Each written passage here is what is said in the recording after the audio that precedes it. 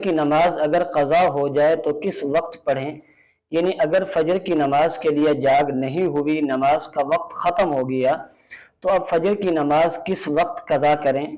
क्या फजर की नमाज कज़ा करते वक्त सिर्फ फ़र्ज़ पढ़ेंगे या फिर फ़र्ज़ों के साथ साथ सुन्नतें भी पढ़नी होगी?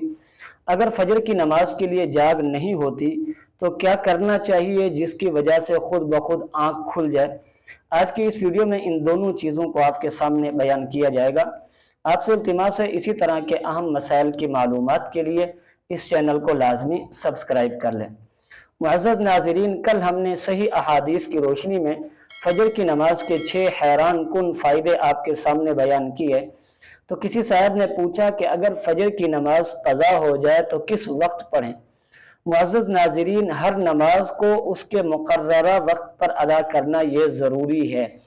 अगर कोई नमाज वक्त पर अदा नहीं कर सके, किसी मजबूरी की वजह से नमाज रह गई है, तो उसके बारे में आप सल्लल्लाहु अलैहि वसल्लम का वाज़ेह फरमान मौजूद है, मन नसिया सलातन औ नाम अन्हा फलयुसल्लीहा इज़ा ज़करहा, कि अगर कोई शख्स नमाज पढ़ना भूल जाए या सो जाए और नमाज उसकी रह जाए, फलयुसल्लीहा इज़ा ज़करहा, अब जब उसको याद आ जाए तो वो उस नमाज की क़ज़ा कर ले।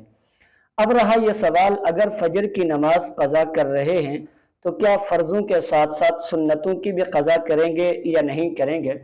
मुअज़्ज़ज़ नाज़रीन, आम नमाज़ों के लिए तो यही है कि सिर्फ फ़र्ज़ों की ही क़ज़ा करेंगे, सुन्नतों की क़ज़ा नहीं होगी।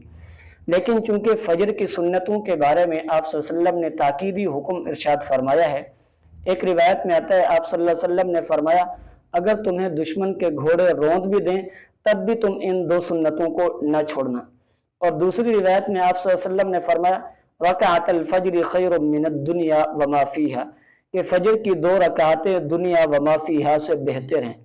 इसलिए इन अहादीस के पेश नज़र फ़ुक़हाए किराम ने यह मसला बयान किया है कि अगर फजर की फ़र्ज़ क़ज़ा हो जाएं और उसी दिन ज़वाल से पहले पहले फजर के फ़र्ज़ों की क़ज़ा कर रहे हैं, तो अब फ़र्ज़ों के साथ साथ सुन्नतों की भी क़ज़ा करेंगे।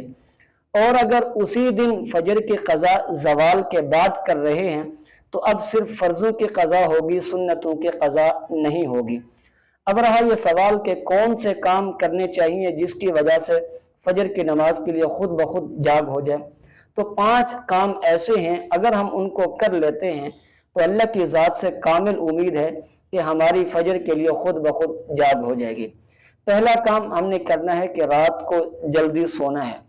अक्सर ये होता है कि हम रात को देर तक सोते रहे, मोबाइल देर तक चलाते रहते हैं, जिसकी वजह से सुबह को आंख नहीं खुलती और नमाज हमारी रह जाती है। इसलिए पहला काम, रात को जल्दी सोएंगे तो सुबह जल्दी आंख खुलेगी। और दूसरा काम, रात को सोने से पहले पहले वुजू करके सोएं। यदि बावुजू होकर हम सोएं तो इंशाअल्लाह हमारी नमाज के लिए जाग हो जाएगी। और तीसरा काम हमने सबब के दर्जे में यह करना है कि नमाज के वक्त के लिए अलार्म लगा देना है कि हमारी नमाज कितने वक्त पर होती है, उससे 10 मिनट 15 मिनट पहले अलार्म लगा देंगे ताकि हमारी नमाज के वक्त से पहले पहले जाग हो जाए। और चौथा काम हमने करना है कि रात को सोने से पहले पहले 2 रकात नमाज सलातुल हाजत इस नीयत से पढ़ के सोएं कि अल्लाह रब्बुल इज़्ज़त हमें इसकी वजह से फजर की नमाज की तौफीक अता फरमा दें।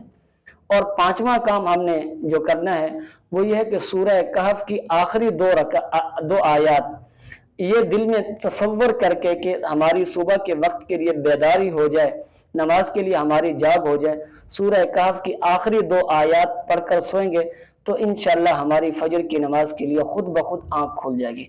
तो ये 5 काम हमने लाजमी करने हैं। नंबर 1 जल्दी सोना है, नंबर 2 जो है बावुजू होकर सोना है, नंबर 3 अलार्म लगा के सोना है, नंबर 4 2 रकात नमाज सलातुल हाजत की नीयत से पढ़ के सोनी है, और 5वां काम सूरह कहफ की आखिरी 2 आयात पढ़ के सोनी है।